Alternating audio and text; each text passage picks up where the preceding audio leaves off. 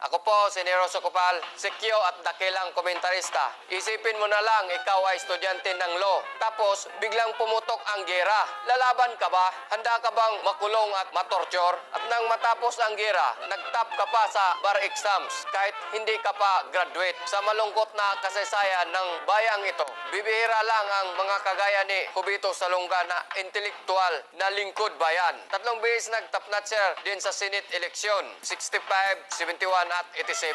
At lahat ipinakita niya sa taong bayan na sulit ang boto nila. Pinangunahan ang pagbawi sa bilyon-bilyong nakaw na yaman ng pamilya Marcos at mga kakunsaba nito. At pinangunahan ang Senado sa pagtuldok ng ilang dekadang mga base militar ng Amerikano. 1992 nang tumakbo sa pagkapangulo si Cubito Salonga, pero pangalawa sa pinakakulilat sa nakuhang boto. Cubito Salonga, the best president we never had.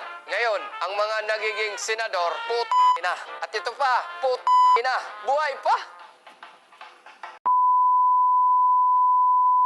Ako po si Nero Socopal, sikyo at rumaraket na komentarista. Sa Pilipinas, 3 klase ang panahon. Panahon ng tag-init, panahon ng tag-ulan, at panahon ng eleksyon. Ang pinaka nakakabuwisit sa lahat ay ang pangatlo. Pinatutuyo at nagkakaroon ng alikabok ang mga kalye natin tuwing tag-init. Binabaha naman tayo pag tag-ulan. Pero ang halalan, binababoy ang ating lansangan kung saan-saan pinupusti ang mga napakapangit nila mga pagbumukha. Malalagas na ang bulbul ko sa paulit-ulit na pakikinig sa mga ng mga jingle ng mga kandidato sa pagka-mayor, congressman, konsihal at kung sino-sino pang mga kabulbulan gaya nito.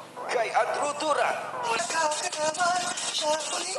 Dapat sa mga ito isingilin ng copyright. Pero ang malungkot na katotohanan ay ito. Sa lahat ng klase ng mga halalan, ang lokal na eleksyon lang talaga ang mga direktang epekto sa ating mga pamumuhay. Parado ang kanal sa harap ng bahay. Hindi naman si Pinoy mismo ang pupunta sa iyo, di ba? May away sa kapitbahay. Tingin mo, si Duterte mismo ang pupunta para ayusin yan. Ay, nako. Kaya sa mga local official nga, pumili ng tama. Gamitin ang utak, buksan ang mata, at lalo na ang tainga. At mabuti pa, magdisko na lang pa. Bye.